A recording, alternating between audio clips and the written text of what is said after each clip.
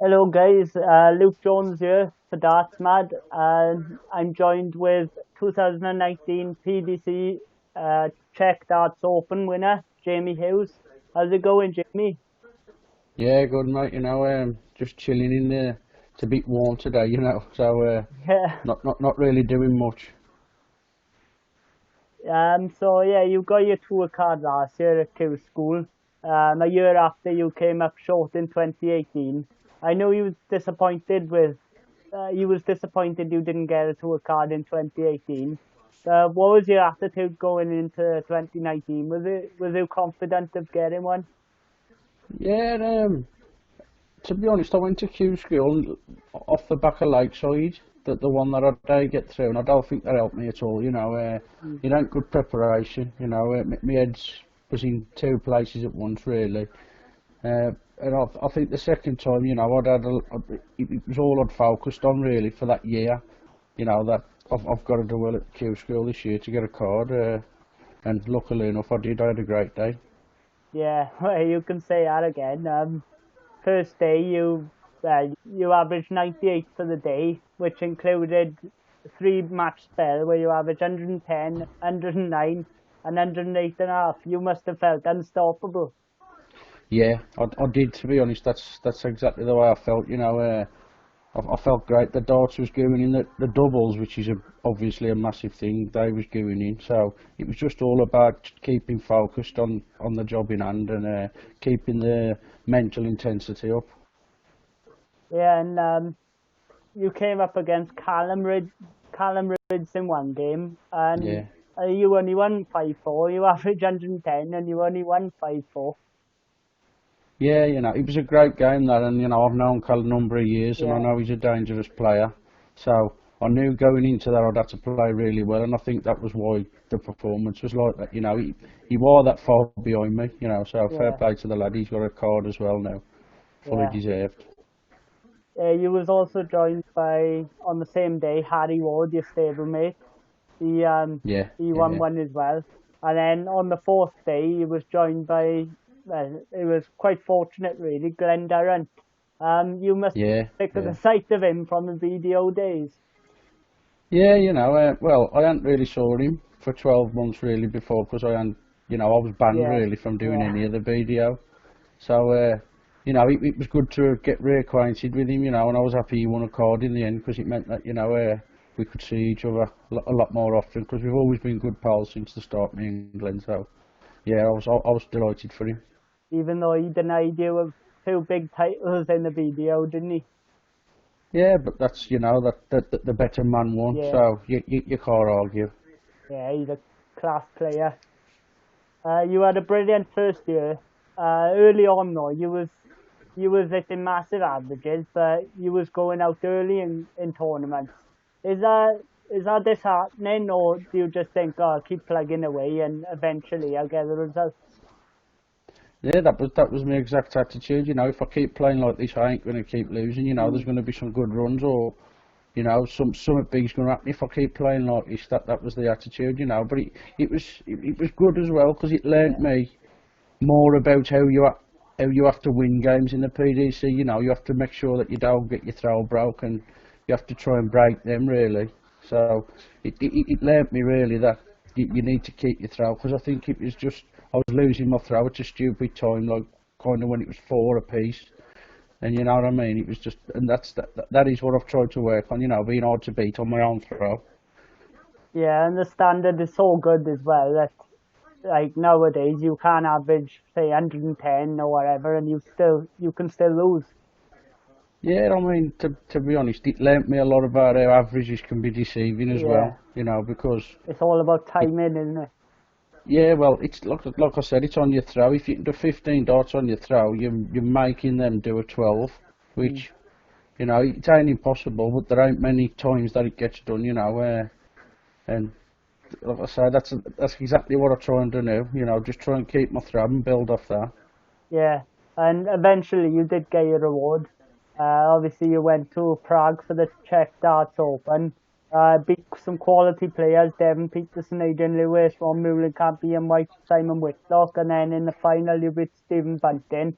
That got you into the world match play, which is brilliant in your first year. Uh, was you aware of before the tournament of what you needed to do? Obviously, you needed to win the tournament to get in. Yeah. No, mate, no one was talking about me possibly getting in, because winning it was the only way I could get in, and obviously I hadn't won a title at that time, and so, no one even was talking about me. I think it was Ron Muhlenkamp that was talking about going into the tournament. If he had a good run, he could qualify for it. Yeah, But I think it was between him and James Wilson. So when I played him, that added a bit of incentive for me as well, because I wanted to win, so that James was in the match play. And then yeah, later on, I ended up knocking James out the match play myself. So, yeah, yeah. Well, someone's got to miss out today, and it was James Wilson. yeah, I want to have been in that weekend, because it was all out of his hands, because he hadn't qualified for it. Mm, It must have been horrible for him, but, you yeah, know, and after that, you went on to qualify for all the majors. You had a few tough draws. You came up against Michael Smith in the first round in Blackpool, and then you came up against MVG in the first round in Dublin for the Grand Prix. Um, in yeah. those games, though, you was in really good positions to win. I think you was 6-3 up on Michael Smith in a race to 10, and I think you was 1-0 up against Michael. This year, is there a target to close those sort of games out? I know it's against two brilliant players, but is it a case of just finishing the job off? Yeah, that's exactly it. The TV games are normally over a longer format Yeah, to what we're used to, so it's about gaining experience as well over them longer formats. yeah. So hopefully I can take the experience from last year and put that into the future if I do qualify for TV events in the future. Well, I'm sure we'll see you in many more TV events. But I hope so, judging mate. I by hope so. the first year, and you obviously was playing some PDC darts the year before as well via the Challenge Tour. You actually averaged Yeah, 125 one game yeah. in That was the in a qualifier. Euro Yeah, qualifier. That was. Yeah. That 6-0. was when I qualified. Yeah, I qualified for Leverkusen that day. That was another one where it was like Q school. I was just hitting everything. Yeah, I think the game after I had an 102 against Ricky Evans, but going into the last leg of the match, I think it was something like 110, 11. It was just the last leg brought it down. and So that goes to show you how I was playing. must give you so much confidence when you're just not missing. Yeah, that's exactly what it does. It's you have to try and keep your mind focused and keep the mental intensity up, because that's what it's all about. Your mind's in the right place. Yeah. Obviously, we seen you in the first PDC World Championships in December. You went out in the first round to Zoran Lurkbacher. You didn't play bad. You averaged 95. But was you disappointed? Disappointed? Obviously, you was disappointed. But what Yeah, was it? yeah. Because you would have been heavy favourite for that game, and many expected it to come through it. So it must have been disappointing. Yeah, it was. I missed crucial doubles in crucial legs early on in that. I think the first set I played really well, and he picked me 3-2. And if I'd have won that one and then won, because I think he had the throw in that one, I had the throw in the second one. I'd have kept me dart. So I'd have been 2-0 up, and even though you ain't won, you're most of the way there. Then it takes the pressure off a bit, I suppose, and puts the pressure on him. He's then thinking he's got to pull things out the bag, and Yeah, And it was one of them games where I couldn't break him.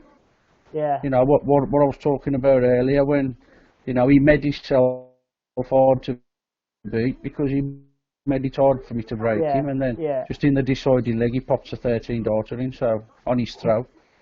So it was a good match. He played well. Like I say, he made it really hard for me to try and break him, Yeah, he had a and good I World think Championship, that was didn't he? the reason he won. Yeah, he had a, Yeah, I am sure, to be honest. yeah, I think he had a decent run after that. So yeah, Yeah, I don't know. I think he went out. Did he not play Aspinall the game after?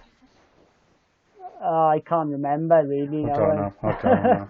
I know he was Yeah, I don't playing. know. He was playing as well as I've seen him really. Yeah, yeah. Yeah, he played well, fair play to him. Yeah. Also this year, before the obviously before the pandemic, you made a solid start. You a quarter final on the Pro Tour, a few last teams, and obviously the last date of the UK Open, where you missed. I don't sorry to remind you, but you missed 8 Yeah. match starts against Johnny Clayton. You must have felt sick.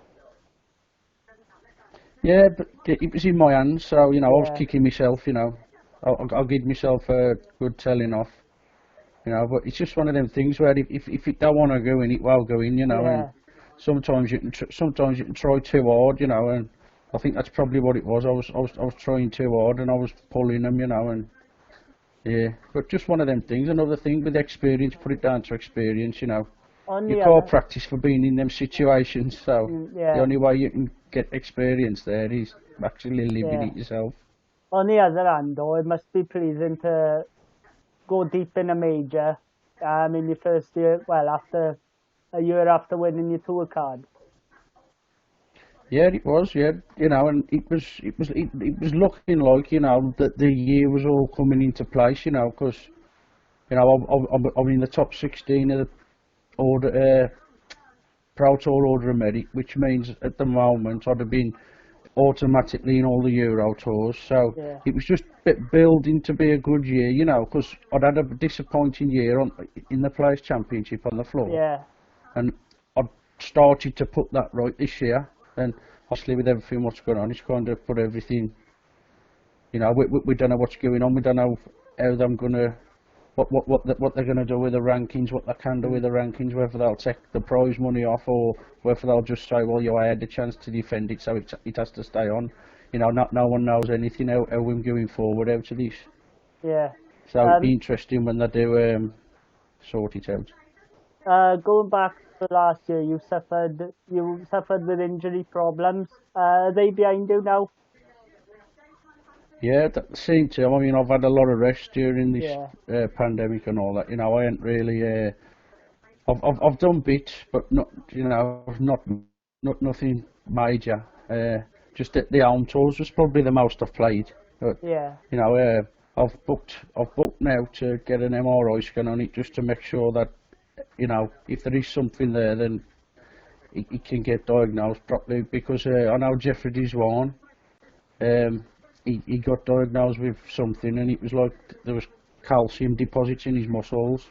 yeah, So I thought, I need to make sure I ain't making it worse by carrying on, and and I needed a proper diagnosis really, because I've been to see physios, but it was kind of one of them things where they said, well, we think it's this, we think it's that. There mm, wasn't ever anything concrete, and yeah, it was all trial and error. They were telling me to rest it, but then keep playing on it to see how it's reacting to the rest. And yeah, yeah, so we'll see what happens. I won't know really until I have to play on it properly in a pro tour yeah. and things like that. So we'll see. So have you had to make any changes to your throw because of it? Yeah, well, I did start to be honest, because I had to, because of the pain and that, but it it was kind of, I could feel my throw getting inconsistent. It was either there or it was. And you see, to be honest, I think it did me mind a lot of good, because I think it was always in my head that if you throw this one too hard, you're going to get that jolting pain in your elbow again. And it kind of, I started throwing a lot softer Mm, because of it. So yeah, there was a big change there, yeah. but hopefully that's gone now. Yeah, fingers crossed. You're currently number 41 in the world. Again, a brilliant feat, given that you only had a tour card for a year. What's the next aim? Is it top 32, then obviously top 16?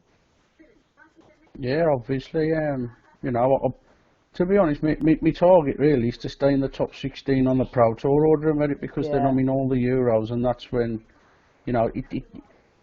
you can build your money up that way, on the rankings. And obviously if you're in the top 16 in the Pro Tour Order of Merit, you mean all the TVs as well, so that gives you yeah, another chance with bigger prize money.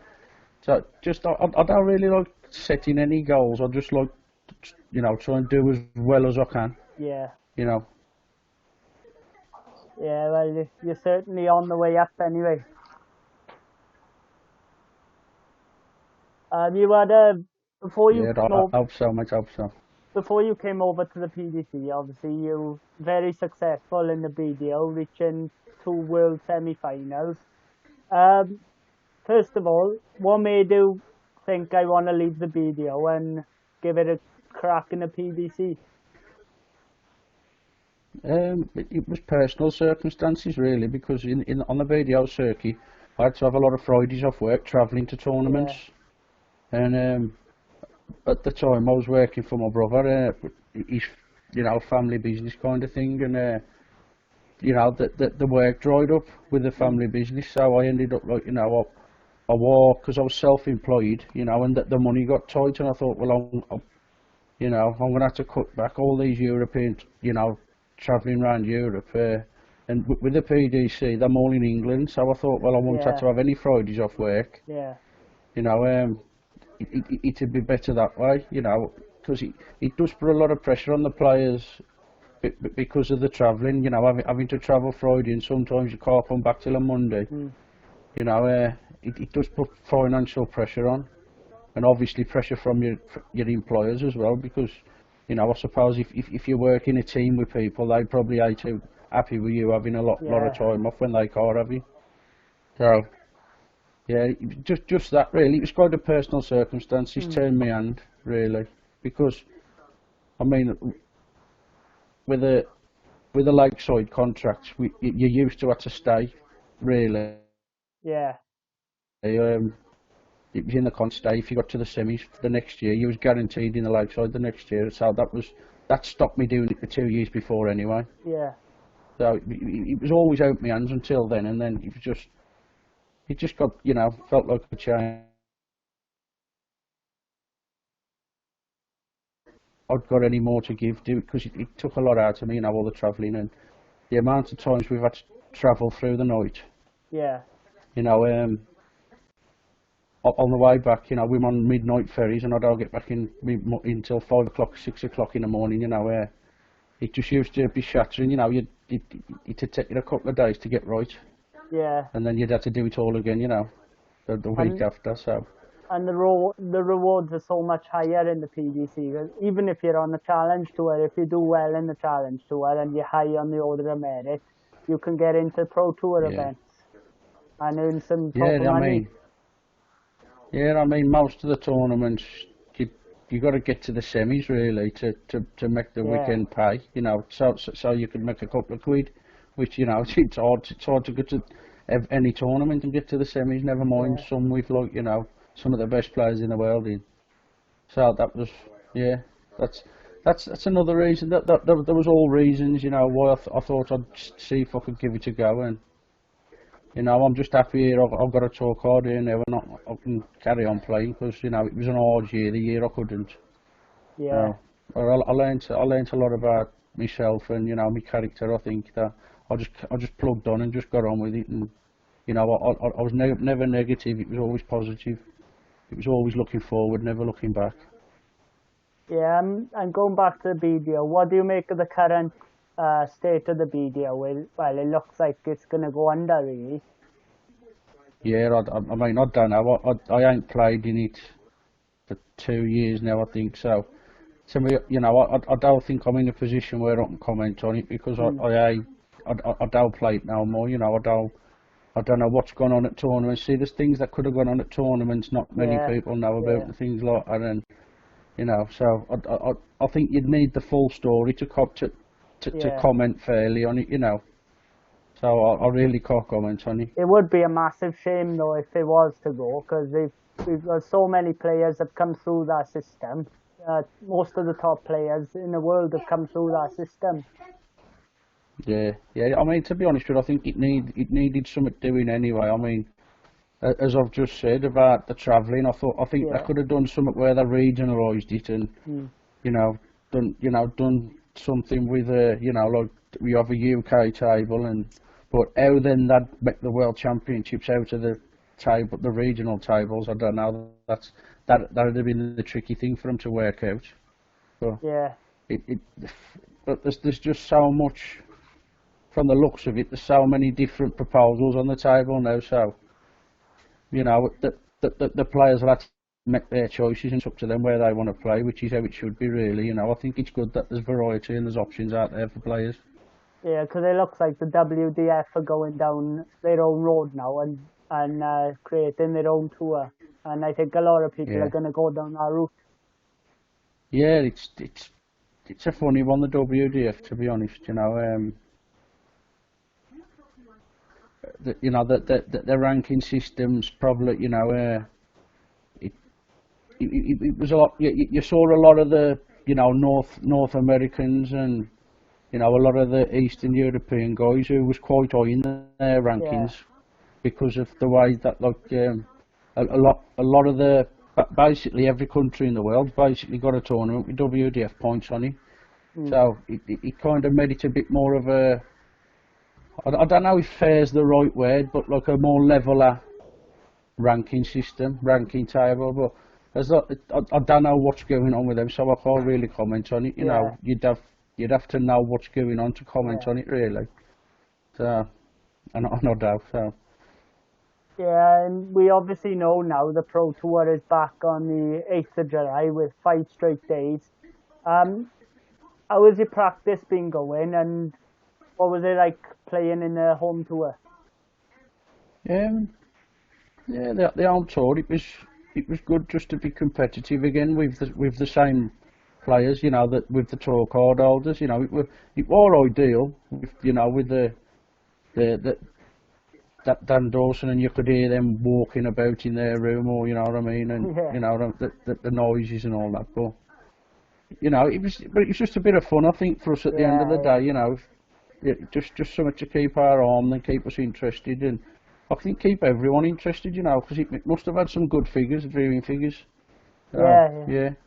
But I ain't been doing much practice, to be honest. I'll have half an hour when I can, just to try and keep my arm in. But I'll try and pick up the practice, I think, within next week. So I'll probably have at least an hour every day then. But I've never been a big practicer anyway. Yeah. I'm normally one of them who tries to just get the preparation right on the day, and then the rest will look after itself, kind of thing. Yeah. It's always nice to have a good first match. Get your arm in, get the confidence. Yeah, it's always better when you're playing with confidence. Yeah, you obviously see the best in your game. Then it brings out the best in you. Yeah, the first game's the hardest one because it's where you find out if your preparation's worked or not. And it's always nice to win the first one, and it's always nice if you're doubles and going in at that first match as well. If you've got a nice checkout percentage, sets you up for the day. Really, you're confident the next match then. Yeah. Your nickname, Yoza. I've always wondered what it meant. Why is that your nickname? Yeah, there ain't no interesting story behind it, to be honest. I qualified for the UK Open through the Royalist qualifiers, and the PDC official came up to me and says, you need to fill that out, and if you don't mind, do it as quick as you can, because I want to get home. I've been away from my family all weekend, and this was about 7 o'clock on a Sunday night, I think. And so I just nickname. I thought I'd got to put a nickname down because I hadn't got one. And the first thing that come into my head was like my cousin's nickname, Yoza. And I know I've heard people talk about Yoza Hughes from the Black Stuff and all that. And I just thought I'd just put that down. I thought, I've got to have something, and that was it. And that was how it happened, and it stuck. Fair enough. One thing I'm going to end with, I ask everyone this. Who's your top 5 greatest players of all time, going from number 5 down to number 1? You see, it's an hard one for me to answer, really, because I think I can only talk about players from the eras when I started watching darts. Yeah.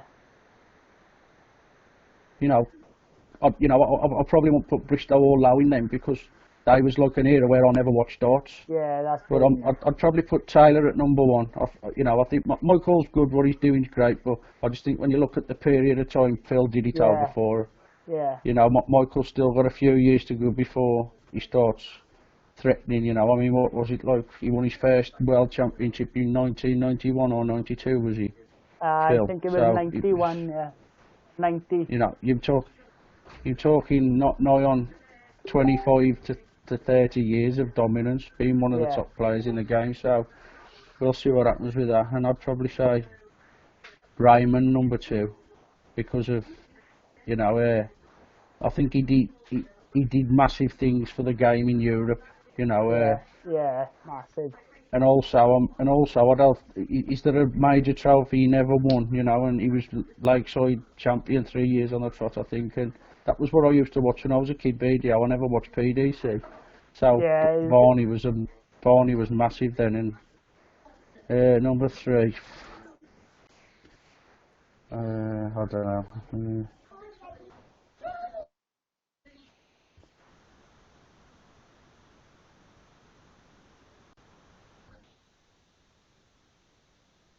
I don't.